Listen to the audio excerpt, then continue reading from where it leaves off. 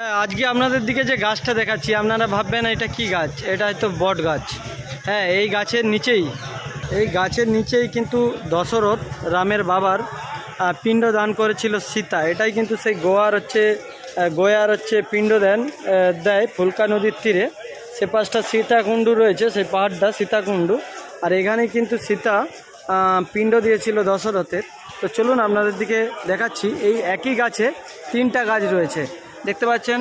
এই দিকেরটা আছে বট গাছ, সে পাশটা আছে আসুদ গাছ একই গাছে, এই পাশটা আছে আসুদ গাছ। এই দেখুন, এই দিকটা আছে বট পাতা আর ওই দিকটা আছে দেখুন আসুদ গাছ। একই গাছ থেকে এই তিনটা জিনিস বেরিয়েছে। আবার সেই দিকটা আছে ডম্বুর গাছ। তো তোমাদের দিকে দেখাচ্ছি, এটা ডম্বুর পাতা এবং অর্থাৎ পাকুড় নামে যেটা বলে লোক, এটা পাকুড় পাতা রয়েছে। একই গাছে চারটা জিনিস রয়েছে, ডম্বুর, পাকুড়